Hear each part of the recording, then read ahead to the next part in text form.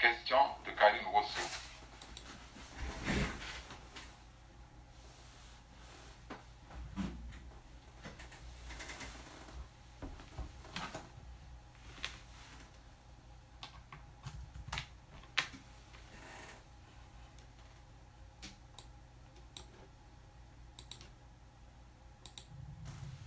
Question de Karine Rousseau.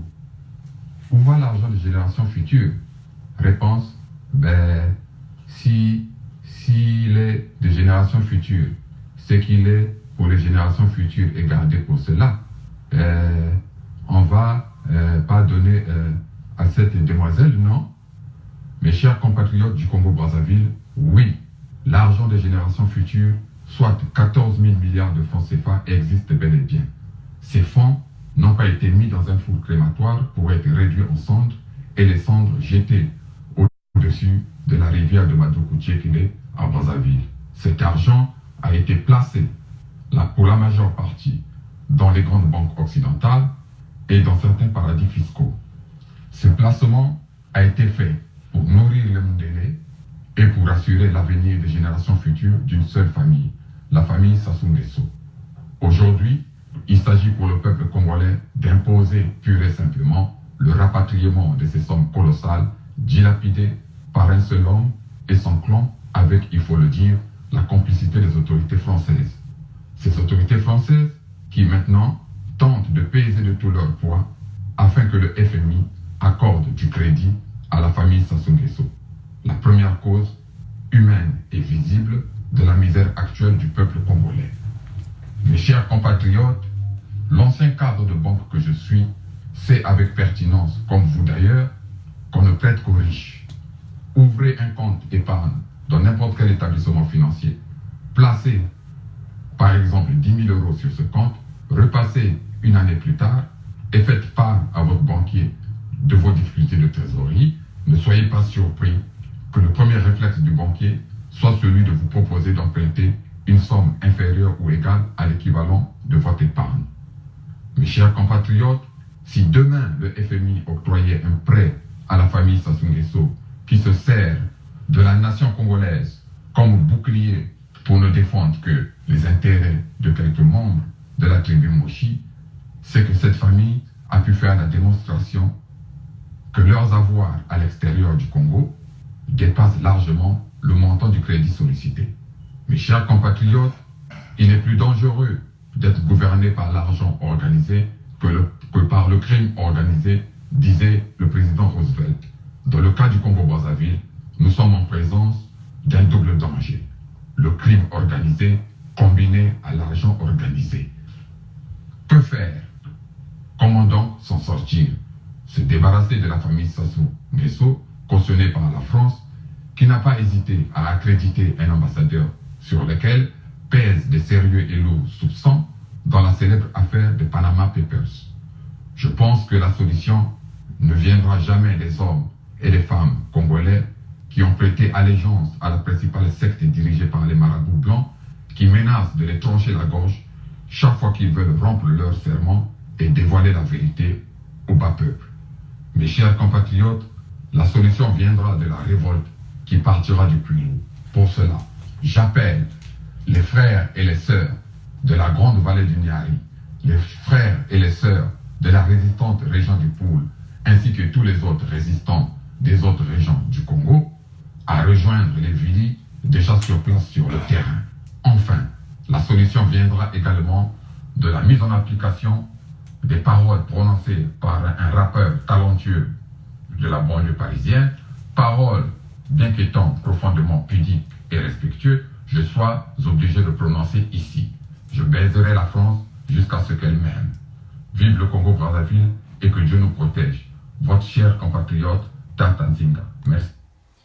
Bon, vous avez remarqué que j'ai eu ma cravate rouge du Canada avec les fleurs du Canada. Voilà, c'est la fête nationale du Canada, c'est le 1er juillet. Et par cette occasion, je souhaite une bonne fête à tous les Canadiens, hein, à tous les amis du Canada, sans exception, et aussi à toutes les communautés africaines qui vivent aujourd'hui au Canada, qu'ils soient citoyens, résidents permanents et tout le monde. Et par cette occasion, j'aimerais aussi souhaiter une belle fête de Canada à tous les compatriotes qui viennent avec moi du Congo-Brazzaville. Voilà. Donc vous avez compris que nous avons commencé ce direct par ce message qui s'est reçu de ce compatriote qui nous dit carrément la situation du Congo, quelle est la solution ultime pour pouvoir essayer de sortir le Congo de cette difficulté. Et le compatriote a été clair, il a parlé dans la langue du colon, donc le français. Donc il dit au peuple congolais, comme nous avons toujours dit, la stratégie unique pour pousser les supports des Sassou, pour pousser la France qui supporte Sassou, l'Italie qui supporte Sassou, la Russie qui supporte Sassou, nous allons le démontrer tout à l'heure, c'est tousser la ville de Pointe-Noire. Nous avons toujours dit que si Sassou tient, c'est parce que nos Congolais pétroliers ne sont jamais dans ce combat. Ces mêmes Congolais aujourd'hui sont des victimes du régime Sassou parce qu'ils ont soutenu et ils ont essayé de supporter le général Mokoko. Et Sassou a mis la pression à leurs patrons pour réduire leurs avantages. Il a tout fait, il a placé les Mossi, il a placé les Mossi à la tête des syndicats de tous les pétroliers au Congo-Brazzaville. Et ces Mossi-là rapportent directement à Sassou, rapportent à Ole Songo, rapportent à Ole Songo. C'est cela qui est la vérité. Donc, on le réitère que... Là, il y a quelqu'un qui sonne à la porte, excusez-moi pour quelques secondes, je vais simplement les regarder, voilà.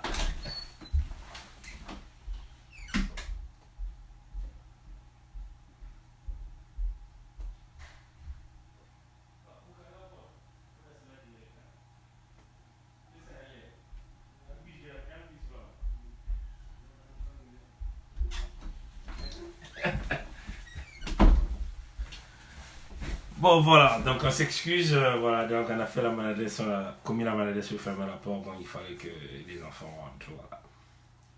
Donc on parlait de Ole Songo qui contrôle quasiment tout, les syndicats des services pétroliers qui rapportent tout à Sassou, tous sont des Mossi, des Mossi d'Oyo, Sassou, parce qu'il faut dire que Sassou a fait le paquet, surtout à Total, il a mis le paquet de Mossi d'Oyo à Total. Et le paquet de Mossi d'Oyo, même nos amis de la République démocratique du Congo font aussi partie de la Société nationale des pétroles du Congo, par le biais de son fils qui a amené tous ses cousins de la République démocratique du Congo, les a ramenés, les a tous placés là, comme des cadres à la Société nationale des pétroles du Congo. Et à ENI aussi, c'est le même phénomène, parce que ça s'impose par le biais de l'Église et de l'ENI. C'est comme ça que Sassou a contrôlé le pays.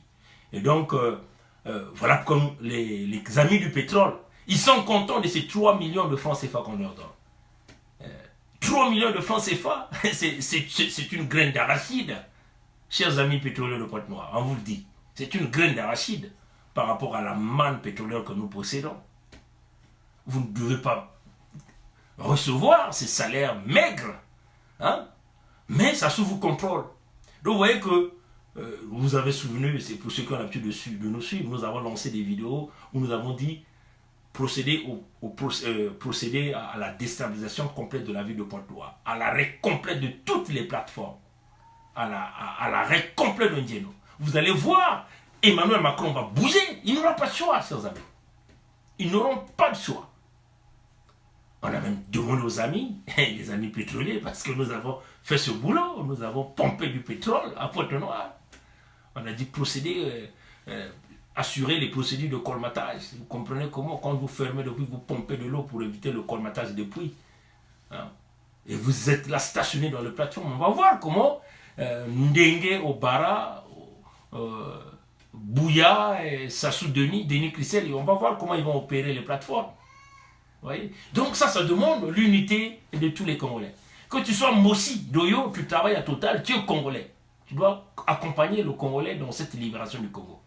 Parce que quand vous serez retraité, vous allez vivre la situation de tous les amis. Aujourd'hui, tous les retraités pétroliers de Total vivent comme les retraités de la CREF ou de la SNCS ou ainsi de suite. C'est ça qui est la vérité. Donc, secouer la ville de Pointe-Noire. Vous savez que si vous emmenez l'agitation militaire, ils vont envoyer les Angolais qui sont au Cabinda. Parce que ça, c'est le contrat que Sassou avait signé avec Total, avec Eni. Protéger la ville de Pointe-Noire par les Angolais qui sont à Cabinda. Parce que Sassou n'a pas les forces. En face des jeunes de Pointe-Noire bien organisés. Ces jeunes-là qui sont maintenant organisés. Nos petits de Mkwikou là. Ils sont tous des Mbossi. Mais ils sont en Mkwikou, ils s'organisent les petits là. Ils nous appellent, ils nous disent Yaya. Organisation makasi ezo salam. Bato toko beta bango makasi. Le petit mbossi. On vous le dit parce que pour vous avertir. Vous voyez? C'est cela qui est la vérité. Donc si la ville de Pointe-Noire est bloquée, parce que c'est ça qui tient Sassou, le gaz de Ndieno, hein, de Nkosa, maintenant nous avons Moho Nord. Vous voyez? Donc si nous bloquons la ville de Pointe-Noire, aucun bateau ne part en mer. Même les matelots, là, vous les ligotez, là, ils ne partent pas. Pas de relève en mer. Hein? Vous sécurisez les plateformes vous-même, vous s'en occupez. Vous fermez toutes les plateformes en entente. S'il y a des jeunes Français qui travaillent dans les plateformes qui veulent nous accompagner, ils vont rester avec nous. Sinon, vous les mettez dans les bateaux, ils rentrent, ils prennent les avions, ils rentrent chez eux. Pointe-Noire est bloqué, c'est fini, chers amis. L'Élysée qui soutient Sassou, des politiciens escrocs, parce qu'il faut le dire en France, il y a encore des bons politiciens qui sont là, qui sont véritablement pour la cause du français ordinaire, et non pour des intérêts de l'oligarchie financière et des business qui ne visent que leurs propres intérêts, des valises d'argent qui partent d'Afrique, qui n'aiment pas les Noirs parce qu'ils sont racistes même dans leur âme. Il y a des vrais Français qui existent. Il y a des vrais Italiens qui existent. Vous voyez? Donc si nous arrivons à bloquer la ville de Pointe-Noire, organisation complète, on ne dit pas le pillage, hein? Écoutez bien ça, hein? Ceux qui sont habitués à voler, on ne dit pas le pillage, bloquer la situation économique, pas des bus, hein? Les commerçants peuvent aussi se sacrifier pour la nation, c'est le pays qui est en train de se libérer. Quand vous avez plus de 90% des jeunes qui sont des chômeurs à Pointe-Noire, c'est aussi le propriétaire du bus qui est affecté, qui ne peut pas avoir le revenu parce qu'il n'aura pas de gens pour payer. Vous voyez, chers amis. Donc, c'est une contribution de tout un chacun de nous. Hein, chers amis. Hein, bah, tata na mama. Il y a que contribution, il y a béton nyonso. Singeke tata ina, gekena mwa tomabilu ke nataka, ba bantu na kati na kunata bana bisalu na bambanza ya nene ya Pointe-Noire. Ngeme kukanga camion ya ngene ya inzo na bilumbu, même zole, même tatu. Hein, baninga. Ce que vous allez, propriétaire, il y a bus. Au kangi bus wana nandako, taxi wana nandako. Ils allaient sacrifice pour la nation. Parce que ce que vous allez, ozo mener, ozo tourner business na mboka oyo, 90% va jeu bazan la chômage, business na yo eko fonctionner normalité. Il y a que salama bien vu. Donc beto nyonso fo beto kutu la diboko ya beto na kati ya mwa nzungu ina beto kulambe no majai na beto nyonso, majai na kele ku libérer bwala ya beto na maboka ya mukuyu, ya mutantu, ya muyibi, ya muntu na kufuaka kaka bantu. Biso nyonso elongo to ti maboko na biso na nzongo wana poto lamba soso wana otobeka libération au Congo. Mais ni ville à Pointe-Noire. Vous voyez que bino na Pointe-Noire, vous allez dans Ndingate. Hein? C'est ça qui est bien avec la ville de Pointe-Noire. Vous allez voir les gens de Mossi qui vivent en Kwikou, qui vivent partout, des Bembe qui vivent partout, et ainsi de suite. Vos divisions que vous avez fait, le coup là, vous savez qu'il y a Braza, on a égalité. Na Pointe-Noire. Batonios baza dispersé. Batonios va vivre dans le même quartier kaka. Kaka bato régime, ba kemenon na ba dioso, ba kemenon na ba era. Il y a la plage kuna, ba somi banda kwa minene, ba mesuma ba inzo ya nene, kaka bantu ya muyibi na kaka kuyibaka bambongo, kama kusosa kukwenda na ba place ya bao mosi, saba kwenda kubumbana na bantswe kinyonso, baka na kuyiba mbongo ya bwana, baka na kudia. Ni bao kaka. Mais la population oyo est normale, bah ça n'a pas même pas quartier nyonso. Ville à Pointe-Noire, toloba qui ango depuis kala. Voilà pourquoi tu bandis direct un message à compatriotes. Ceux qui te bougent Pointe-Noire, déstabilisation économique à 100%. La ville à Pointe-Noire pendant une semaine. Les Français n'auront pas le choix. Ils ne vont pas s'échapper à la situation économique parce que, vous voyez que, bah, tant qu'on a bloqué, bo kangi ba valve tout, bah, na boué kuna bo kangi ba valve nyonso. Bah, ninga ya biso ya Pointe-Noire ya njeno. Les militaires ne sont pas coopérer avec les valves. Vous avez des techniques, vous avez des techniques. pour programmer yango, pour bloquer yango automatique. Donc on a décoder yango ce que va na mayele. Site nous se bloqué, bino ko se bloqué. Une semaine, Sassou n'aura pas de choix. Total n'aura pas de choix. Eni n'aura pas de choix. Vous voyez? Chers amis démocrates africains, ça c'était le début du direct. C'est un direct qui va toucher le tout. Soutien à Sassou Bazali Banani. Banani qui est au Simba Sassou. Il y a qui les mipelo. Il y a des bundu, il y a mipelo, il y a Congo. Samoti compagnie, il y a mipelo, il y a qui banana en Italie, il y a qui boklaka Eni qui na Congo. Après tout, compagnie, il y a Eni, les Alikuna. Bazo ça la business. Après ça qui paie moi na ya mwasi, a balaki moto wana ya Eni. Donc soutien à Sassou les alliés na accès Eni. Français, bazo simba Sassou na la situation est totale. Nous n'ayons pas salaki, donc même na pouvoir. Tu ne vas pas mettre ça dans la tête de fou, il y a des français, mais il y a des beaucoup de français. Ah ouais, nous kuma na ba russe. Wapi mutilu ya kuma na ba russe na Genvor. Mfumu ina tungaka Genvor compagnie na. Me kota na mayele na congolais moi si ba ke bokla Maxime Ganzian. Maxime Ganzian. Ganzian ina te tubila mo nti ina na bana muteke. Muteke ina me kona kutekisa mwelo ya yandi na kuyiba Congo na kusalisa Sassou na kubebisa Congo. Maxime Ganzian. Ni yandi ke muntu ina me kunata Sassou na mbanza ya ba russe. Kunata kompania ba russe pe na mbanza ya Congo. Sa mutu Sassou ko na kukanga penzila ya ba congolais ya ba opposants na côté ya russe. Ba ina zaba que mpangi na beto na Facebook ben ko na mur ya beto metula article mo sikuna. Donc bayo bazali baninga na biso to ti article moko wana o Maxime Ganzian na mwana nae Yann Ganzian bazali ba grand manipulateur na bien ya Genvor ba créer ba compagnie parallèle ko la bien moko boyebi bazo créer ba mbongo ko yiba ba mbongo mingi ezali makambo wana. Alors donc ce que vous moni tata na mama chers compatriotes congolais comme vous êtes en train de regarder l'axe de l'Italie est fermé, donc l'église catholique qui est un grand lobby a fermé les valves, travaille le compte de Sassou. Les Français colonisateurs qui pillent l'Afrique a aussi fermé, ils préfèrent Sassou. Ils ferment les yeux à tous les crimes de sang, les crimes économiques, tous les génocides. Ils laissaient même Sassou pilonner pendant 2 ans le département du Pôle au Congo.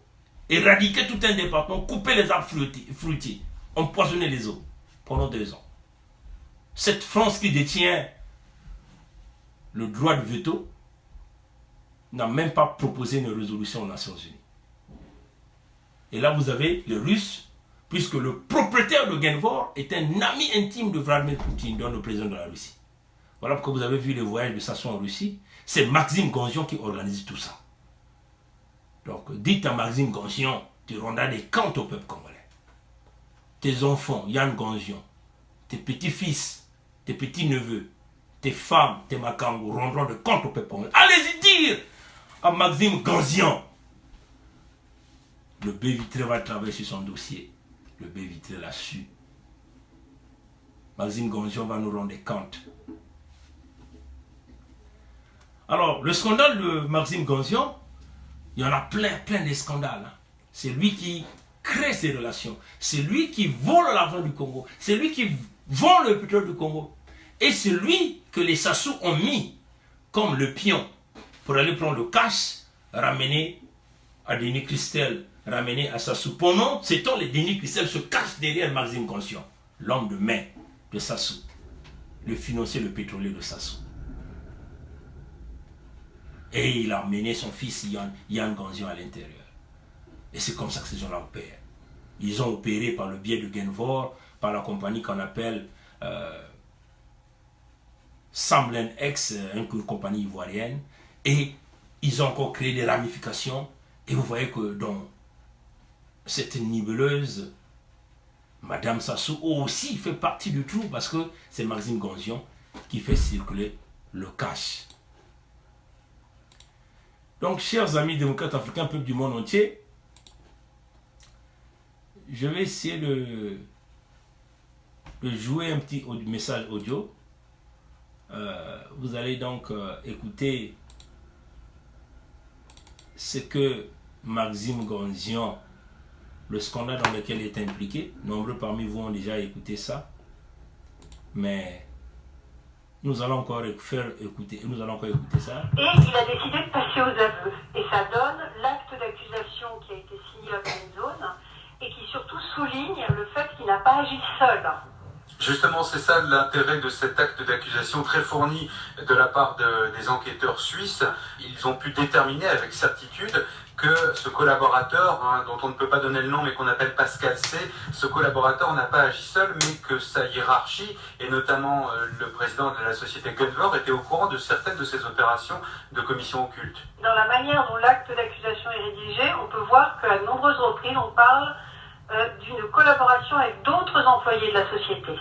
Et on souligne en toutes lettres le nom du patron de Gunvor, à savoir Torbjörn Törnqvist, qui est un Suédois, qui était parfaitement au courant de la personnalité et la position même d'agent public d'un des intermédiaires qui a touché des commissions à Genève. Cet acte d'accusation, finalement, n'est que le prologue pour continuer l'enquête et justement remonter la chaîne de responsabilité. D'après les enquêteurs, Pascal C a versé des pots de vin à plusieurs personnalités de l'entourage du président Denis Sassou Nguesso, ainsi qu'à son fils Denis Christel, qui occupait des fonctions à l'époque dans la commercialisation du pétrole au sein de la Société nationale des pétroles congolais. Oui, tout à fait. Il y a un épisode qui est vraiment bien détaillé dans l'acte d'accusation. C'est celui avec un dénommé Maxime Gandion. Maxime Gandion, c'est un proche, très proche de Denis Christel, parce que c'est son oncle en réalité, on a réussi à le découvrir. Il était aussi conseiller du président Sassou Nguesso, et donc c'est lui qui a reçu sur son compte des commissions à hauteur de 15 millions à peu près, et on s'est rendu compte 15 millions de dollars. 15 millions de dollars, et on s'est rendu compte qu'ensuite il y a une partie de cet argent qui a été reversée vers la Chine, vers des Chinois, et en fait ce qu'on apprend dans l'acte d'accusation, c'est qu'il y a eu une opération de compensation qui a permis à Maxime Gandion de récupérer de l'argent en France et, d'après deux autres témoignages, de le remettre à la première dame de l'État, à savoir la femme de Sassou Nguesso, et le président lui-même, et le fils éventuellement aussi. Finalement, nous, notre enquête Public Eyes avait permis de mettre en lumière des versements à Genève, mais on n'avait pas encore su exactement où terminait cet argent. Or là, l'acte d'accusation explique clairement qu'il y a probablement eu, par un système de compensation, des commissions qui ont été reversées vers le président, sa femme et son fils. Agathe Duparc, la justice suisse enquête sur une société suisse, mais est-ce qu'à un moment ou à un autre, elle va entendre ou elle va demander à entendre les Congolais impliqués dans cette affaire? Il y a eu déjà des Congolais qui ont été entendus, mais évidemment pas le président Sassou Nguesso, ni son fils, ni la femme du président. Mais en même temps, l'affaire, je vous répète, ne fait que commencer, entre guillemets. Bon, l'enquête a été ouverte en 2011 contre X, contre inconnu. Elle ne fait que commencer en ce sens que l'acte d'accusation maintenant va permettre au procureur de passer peut-être à une autre étape, à savoir peut-être de lancer des inculpations, du moins nous, c'est ce qu'on souhaite, Public Eyes, contre les employés qui sont responsables, et peut-être contre le grand patron Törnqvist. La justice suisse a la possibilité à la fois de condamner la société en tant que personne morale, mais aussi de condamner des personnes physiques. Merci beaucoup, Agathe Duparc. Bon, vous avez entendu. Donc, allez-y dire à Maxime Gonzian qu'il ne s'échappera pas. C'est juste une question du temps. Il ne va pas s'échapper, il ne va pas continuer à fuir. Voilà ce Maxime Gonzian. Il est là avec le président Vladimir Poutine. Ce Maxime Gonzian fut un cadre à Total et donc il laisse les fonctions et il se rejoint à Sassou Denis après le retour de Sassou au pouvoir par un coup d'État de 1997. Donc vous voyez que le bras russe, le monsieur russe de Sassou Nguesso, le voyage que Sassou est parti en Russie, en réalité, c'était de l'argent qu'il est allé placer, une grande partie d'argent qu'il est allé placer. Et bien éventuellement, c'est des gens comme des Ganzion, Maxime Ganzion, et son fils Yann Ganzion, qui sont dans les manipulations. Donc le Denis Christel, comme vous avez entendu le reportage, Ganzion, il doit être certainement un téké proche de Olombo là-bas, ou dans le roi, donc en réalité un téké Mboshi. Oui, chers amis. Voilà des gens qui ont emmené le Congo vers le bas. Des gens qui complotent pour protéger le régime Sassou. Ils ont dans tous les camps, c'est des multimilliardaires en dollars américains. Des multimilliardaires en dollars américains. Et ils sont partout comme ça en train de planifier avec l'affaire de pétrole de Kouilou. Alors, chers compatriotes congolais, voilà, chers compatriotes congolais, avec des affaires pareilles, vous voyez que on ne peut pas se permettre de simplement nous venir avec une élection de... S'il vous plaît, demandez aux compatriotes qui appellent d'arrêter, parce que je suis déjà en direct, je vais vous rappeler quand je vais finir. Voilà, donc, avec ces genres de choses, ces genres d'individus, des Congolais qui ont un cerveau taillé pour voler le Congo, pour piller le Congo, pour comploter contre les assassinats des Congolais parce qu'ils sont en train de viser des intérêts personnels d'un petit groupe d'individus. Vous voyez qu'il nous faut une réponse dure. Ce n'est pas une candidature à la farce ou une élection organisée par le même régime qui peut être la solution, ou aller demander une conférence nationale bis à Sassou Denis.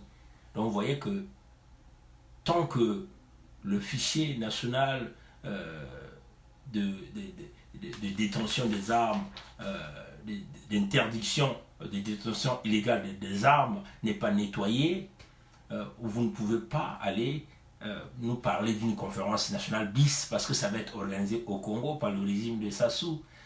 Une élection en 2021 organisée par Sassou ou organisée par le PCT, c'est déjà voué à l'échec, chers amis.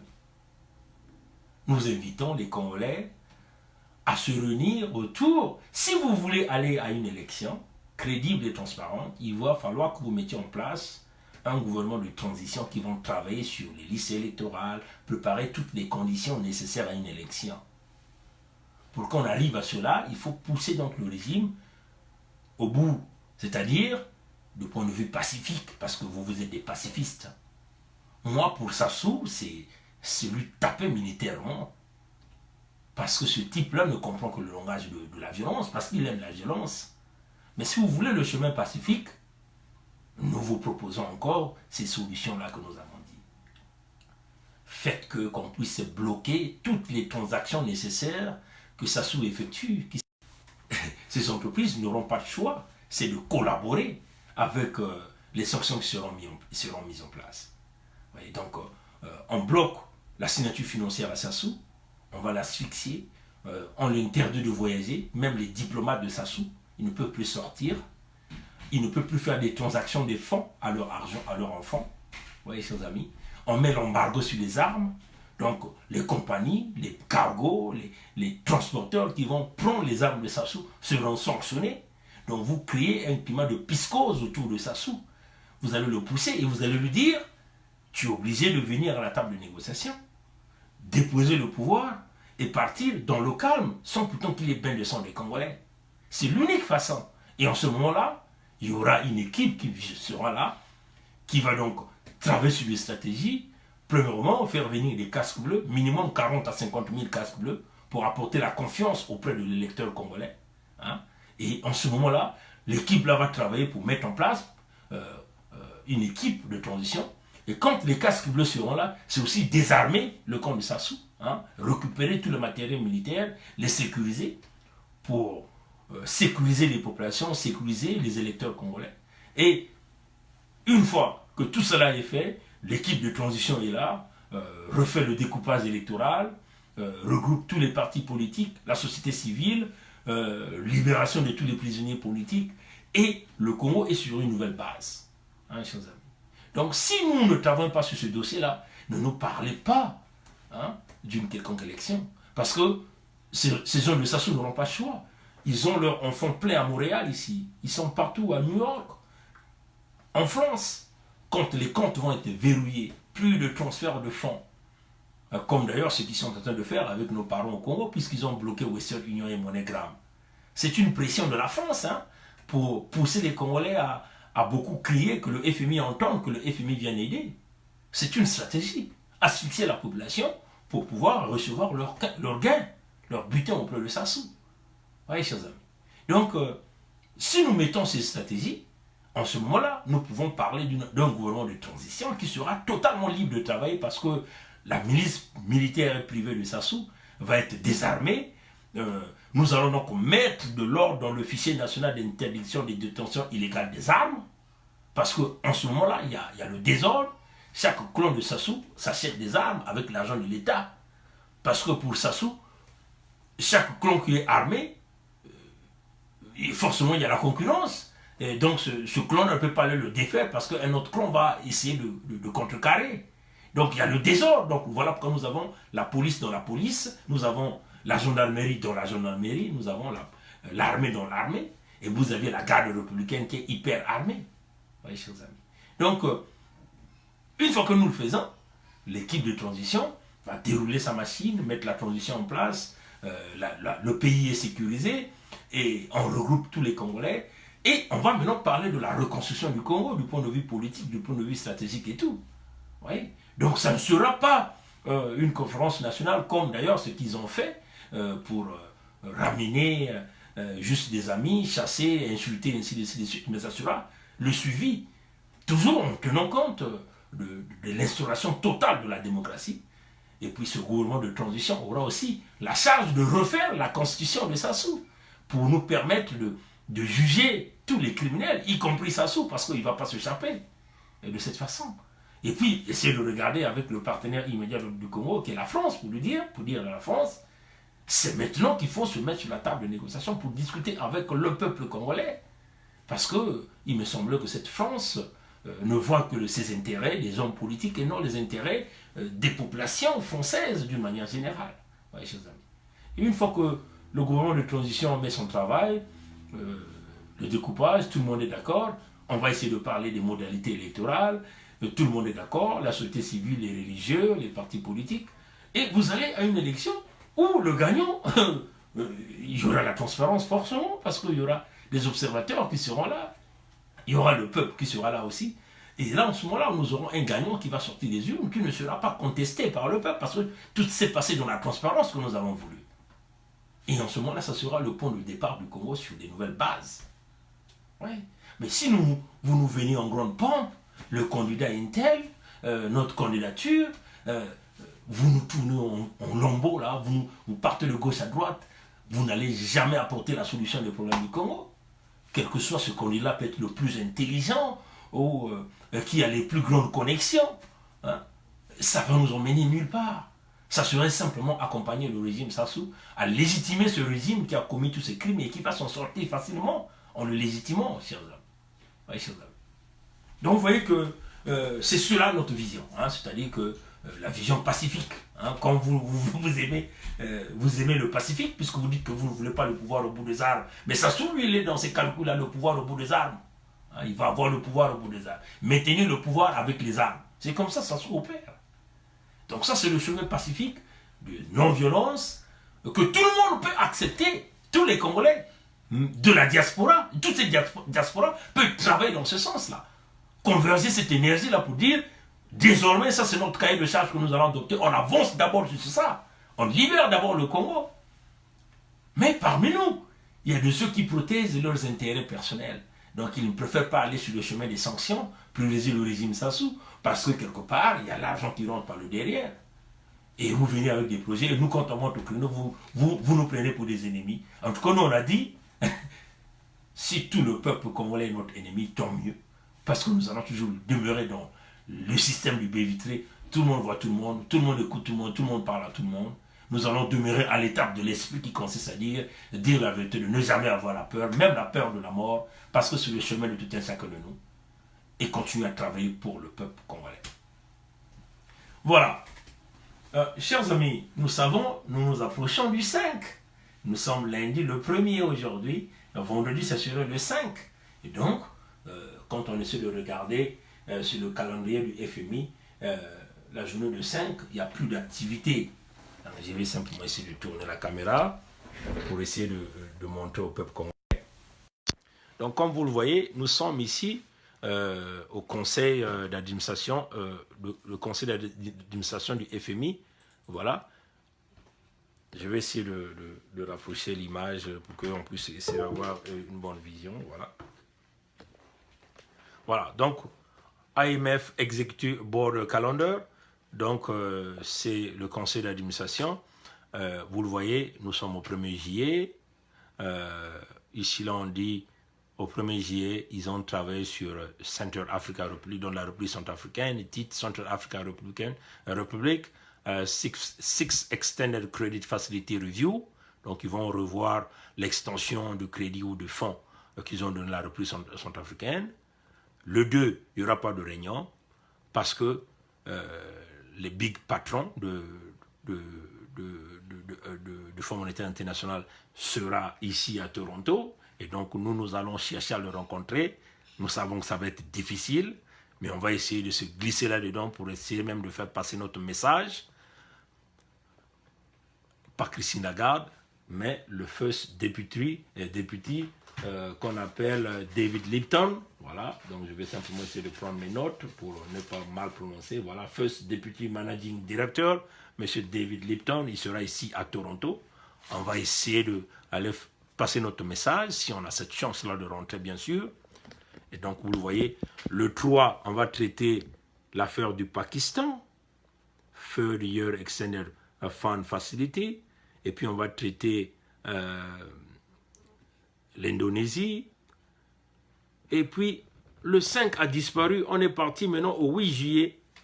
Au 8 juillet, on va regarder, c'est le 8 juillet, ici vous le voyez, c'est l'Allemagne, et puis on parle de 2019, article 4, consultation, Europe, et on parle de Portugal. Ici, vous voyez que le 5 juillet a disparu sur le calendrier. Qu'est-ce qui se passe? C'est la question que tout le monde est en train de se poser. Qu'est-ce qui se passe?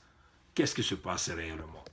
Pourquoi le Congo a disparu sur la réunion du 5? Est-ce qu'ils ont fait exprès d'enlever cette réunion du 5 là, par rapport à la vidéo, à la conférence de presse de Madame Camilla Anderson, assistante directeur IMF Communication Department, donc la directrice adjointe du département de communication, conférence de presse qu'elle a tenue le 27 juin, où elle parle du Congo. On va simplement essayer de prendre cette vidéo-là pour le montrer au peuple congolais, parce que il faut parler ici avec des preuves à l'appui. Hein, comme ça, le peuple congolais va comprendre de quoi elle avait parlé. Mais, personnellement, je n'avais pas aimé sa conférence de presse, ce qu'elle avait dit sur le Congo. Hein. Personnellement, je n'avais pas aimé ça.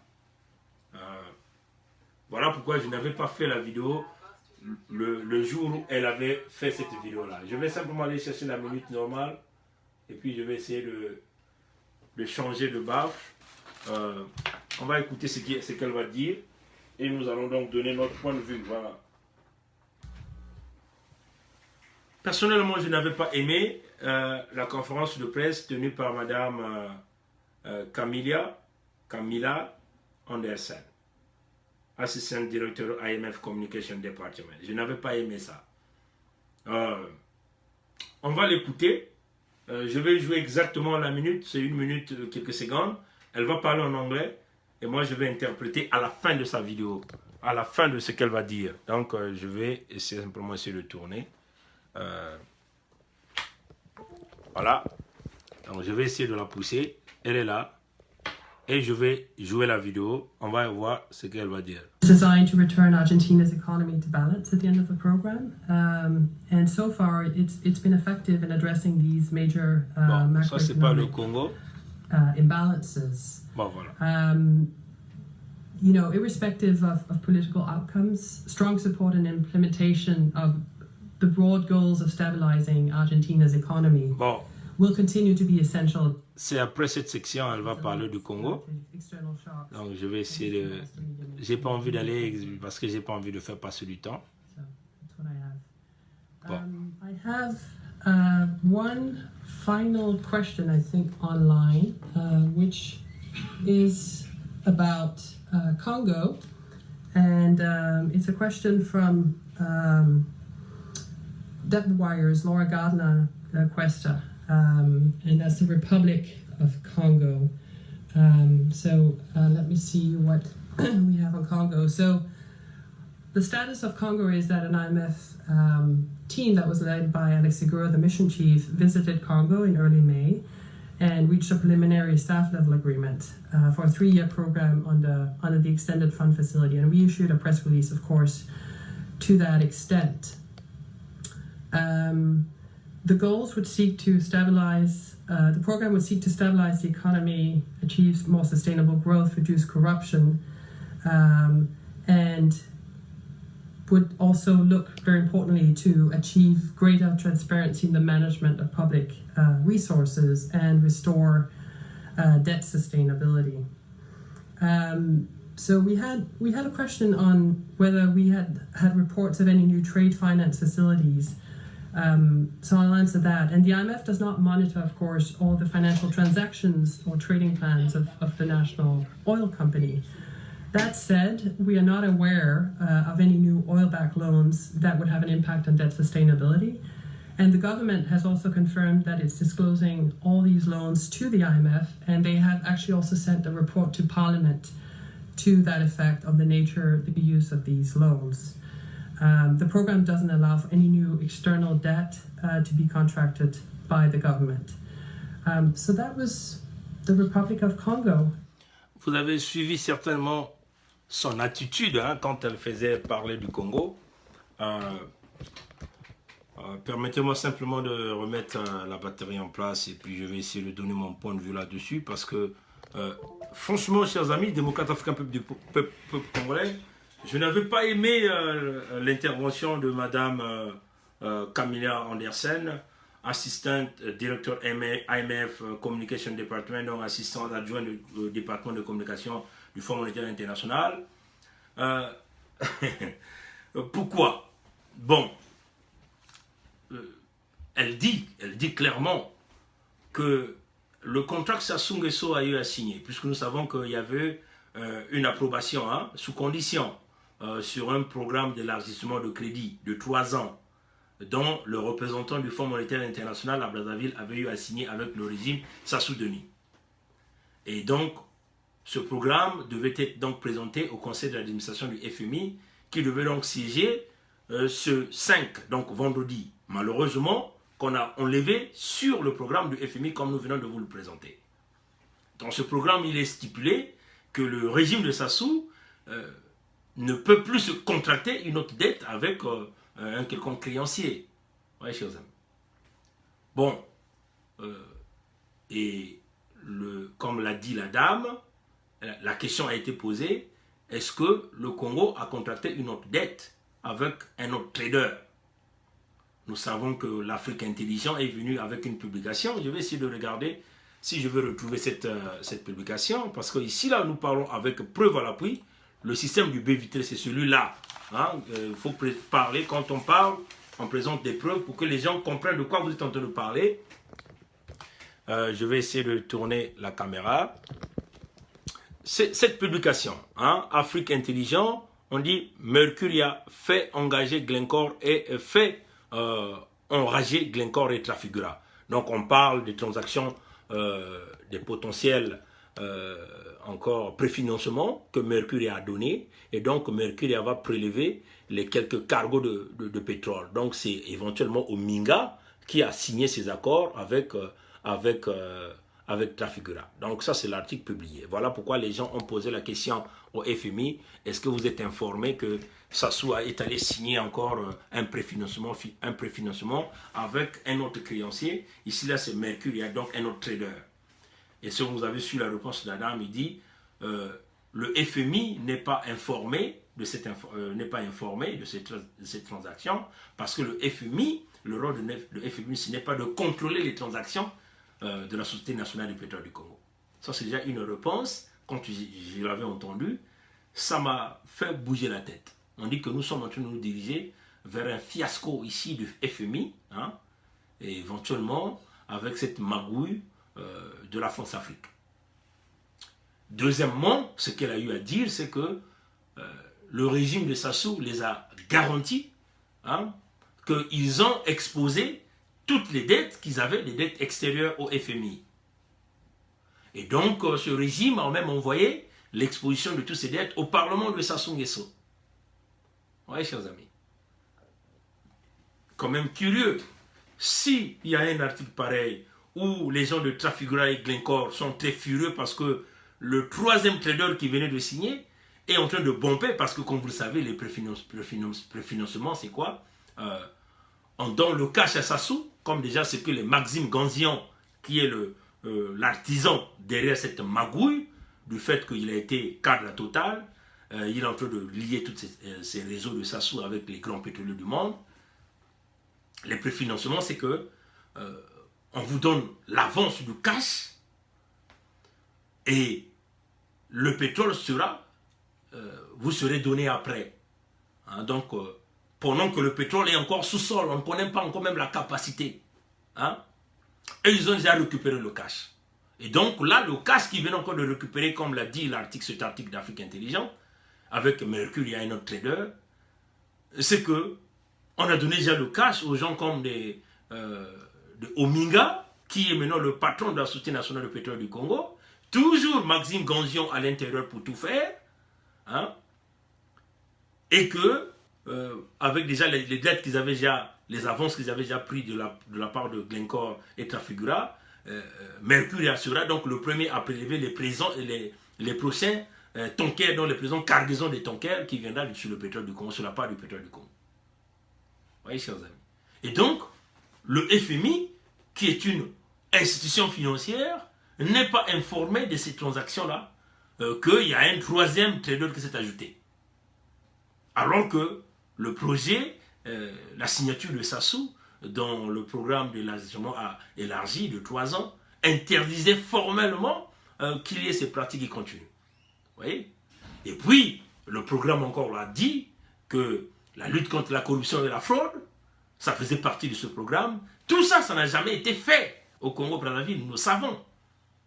Les audits qu'on a demandés sur la Société nationale de pétrole du Congo, Sassou est venu, a mis en place une organisation de lutte contre la fraude et la corruption de face, que d'ailleurs les gros poissons ne sont jamais invités.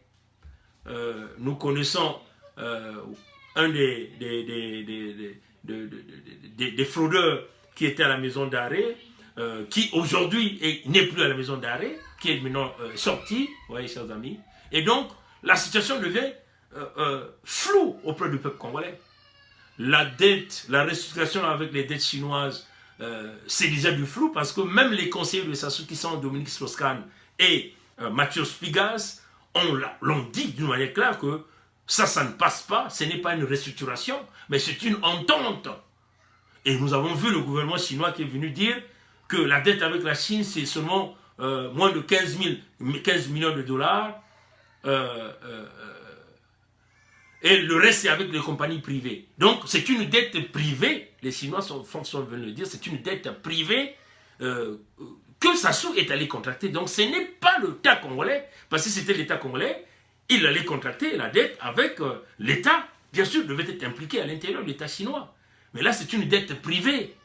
Comme déjà l'a dit l'ambassadeur de Chine au Congo, qui a parlé d'une réduction de 15 et quelques millions de dettes privées, ou 20 millions de dettes privées, de dollars, bien sûr. Vous voyez, chers amis. Donc, le discours de Madame Camilla Anderson m'a vraiment pas donné la joie, parce que elle minimise, elle nous dit qu'eux ne contrôlent pas, ils ne sont pas informés, alors que c'est une organisation qui veut signer un contrat de prêt avec le Congo, mais ils ne sont pas informés qu'il y a un troisième trader qui est encore venu là, qui est Mercuria.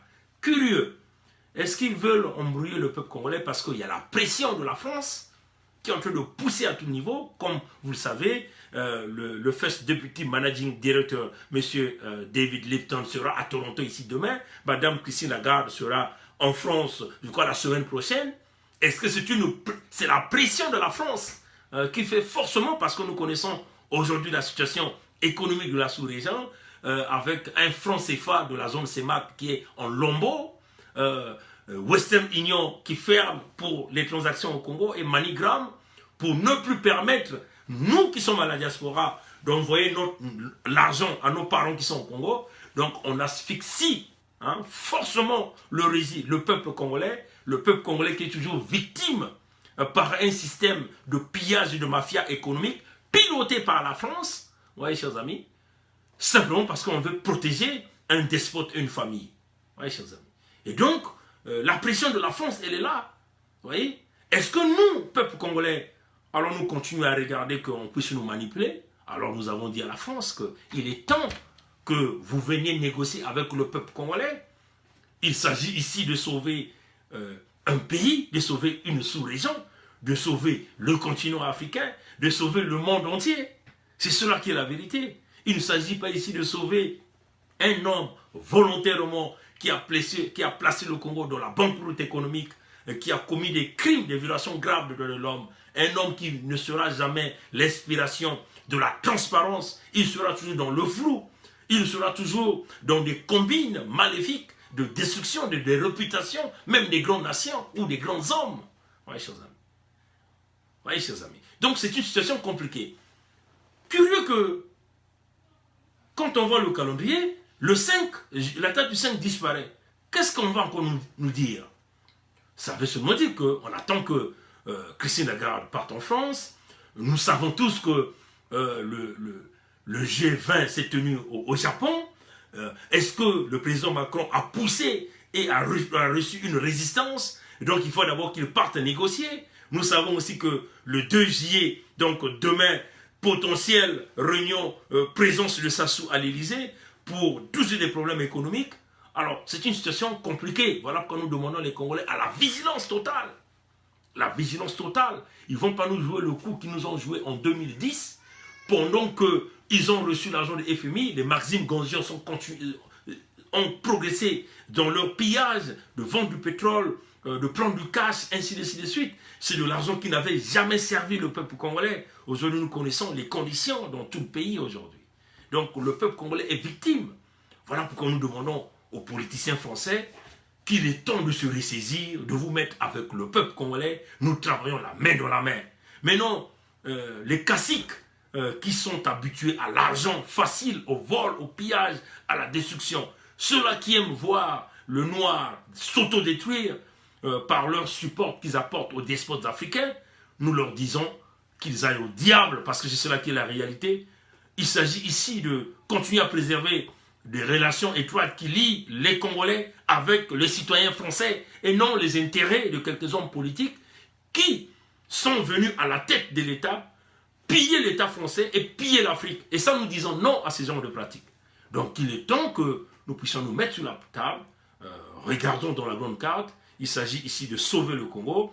Nous savons que le Congo aura toujours besoin du FMI, qu'on n'en veuille pas. Au premier temps, le temps qu'on retrouve tout l'argent du Congo, rapatrier tout l'argent que ces gens-là ont planqué, ont volé. Comme l'a dit le compatriote, quand nous avons commencé le jeu, cette vidéo, une banque te prête de l'argent en fonction de ta solvabilité. Combien as-tu? Et la banque te propose plus ou moins de ce que tu as dans sa banque. Vous voyez, chers amis. Est-ce que le fait de le sortir du 5, c'est encore des manigances? Le FMI veut brûler les Congolais, veut fermer, veut emmener le Congolais vers une nouvelle direction. Peuple congolais, soyons vigilants, ouvrons les yeux. Ce n'est plus le moment de la division. Ce n'est plus le moment de la division. Il faut que nous soyons soudés avec notre peuple qui est au Congo et nous faisons passer un message clair au Fonds monétaire international pour leur dire nous sommes informés. En 2010, il y a eu des agents du FMI qui ont comploté en donnant à Sassou le statut PPTE, le statut qu'il ne méritait pas, tout simplement pour permettre à des entreprises de la France-Afrique de continuer de fonctionner avec l'argent du contribuable congolais. Donc des dettes au nom du peuple congolais. Maintenant que nous sommes informés, toute dette que vous donnerez à Sassou, nous ne le prenons pas en considération comme une dette du peuple, mais votre prêt que vous avez donné à la famille Sassou. Et c'est à Sassou, dans sa tombe, et de la tombe de ses enfants, que vous irez récupérer votre argent. Nous, le peuple congolais, on dira non. Et cette information, nous le passerons de génération en génération pour préserver la dignité de ce pays, le Congo-Brazzaville. Ces compatriotes congolais, je vais terminer par la SECNA, mais ça sera l'objet de notre prochain direct parce que c'est tout un chapitre, il va falloir que nous développons. Nous voulons simplement informer le peuple congolais, les Africains d'une manière générale, que la SECNA se dirige tout droit vers le cas Air Afrique. Nous connaissons le cas Air Afrique, destruction totale, banqueroute, et parce qu'il y a eu la mauvaise gestion, pilotée par des despotes africains et leurs parents à la tête, bien sûr, la main de la France-Afrique est là aussi. La SECNA, aujourd'hui, est pilotée par le conseil d'administration par des anciens ambassadeurs de France en Afrique. Et le conseil d'administration est nommé par la France. La SECNA regroupe. Donc, la SECNA, c'est simplement cette agence qui s'en occupe de la sécurité aérospatiale de 19 États en Afrique. Ouais, chers amis. Donc, c'est une très grande région qui couvre quasiment des millions de kilomètres carrés. Donc, la SECNA aujourd'hui est dans une difficulté à cause du pillage intérieur qui est en train de se passer. Bien sûr, le conseil d'administration fait semblant de fermer les yeux comme s'ils n'ont rien vu. Parce que tout un chacun tire sa part du gâteau. Des surfacturations dans tous les États. Nous allons venir dans un direct la semaine prochaine pour dépouiller le cas à SECNA et éventuellement prendre le cas du Congo-Brazzaville avec des anciens directeurs de la SECNA que nous avons vus au Congo-Brazzaville. Nous avons cité quelques noms. L'ancien directeur, l'un des anciens directeurs qui venait d'être bougé, vous voyez, au lieu de porter la transparence des sanctions, qu'est-ce qu'on fait? On va simplement bouger. Le cas de Joachim Tissambo, nous allons évoquer ce cas, expliquer la magouille qui se passe, parce qu'il faut le dire que la SECNA est pilotée par le conseil d'administration est constitué des ministres des transports de chaque État membre, plus les directeurs qui pilotent ce conseil d'administration, qui sont des anciens ambassadeurs de France en Afrique, et puis vous avez les représentants de la SECNA dans chaque pays. Et nous allons expliquer comment la facturation est en train de se faire. Il y a déjà une vidéo qui est sur YouTube, faite par TV5 Monde. Vous pouvez déjà aller chercher cette vidéo, regarder cette vidéo. Et nous allons apporter beaucoup plus par notre système de BVT, comme nous avons travaillé sur le dossier, sur le cas du Congo-Brazzaville, avec les ministres de transport, Rodolphe Adada, présentement ambassadeur de Sassou à Paris, Okombi Salissa, qui est aujourd'hui opposant en prison au Congo, et puis Isidore Mbouba, qui est aujourd'hui le président du Parlement de la Gestapo. Merci d'avoir suivi ce direct. Passez une bonne journée. Mobilisons, focusons notre énergie sur les sanctions les plus rapidement possible. Et d'ailleurs, nous, demain, on va essayer d'infiltrer pour chercher à rencontrer David Lipton, qui est le First Deputy Management Directory IMF. Nous savons que la française est déjà trop saturée, hein, Christine Lagarde. Nous allons travailler avec M. David Lipton, qui est du côté anglophone, du côté qui fut conseiller de Donald Trump. Vous voyez? Donc nous allons essayer de renforcer le clou dans ce côté-là pour voir comment M. Lipton peut imposer qu'on ne donne pas de l'argent à ceux-là qui se sont lourdement endettés avec de l'argent. Nous allons aussi préparer une grande correspondance que nous allons envoyer à M. David Lipton. Dès demain, nous allons le faire pour renforcer, c'est cela qui est la vérité. Et nous demandons à tous ces Congolais-là qui militent pour la cause du Congo, réaliser à M. David Lipton au lieu de saturer la française, parce que la française travaille pour la France qui pousse que forcément ça sous-signe avec le FMI, parce que l'objectif de le système France-Afrique, c'est simplement permettre que ça soit pas directement prendre une dette, mais qui ne va pas profiter au peuple congolais, mais aux entreprises chinoises qui travaillent en parallèle avec des entreprises françaises. Que Dieu nous garde, que Dieu nous bénisse. Continuez à travailler dans le système du baie vitré. Nous voulons dire à tous ces gens-là qui travaillent dans le système du baie vitré, que tu sois jaune, vert, rouge, que tu sois congolais, que tu sois étranger, que tu sois canadien, américain, nous voulons vous dire merci parce que le système du baie vitré représente le peuple congolais et nous sommes là pour le peuple congolais. Que Dieu nous garde. Passez une bonne journée. Au revoir.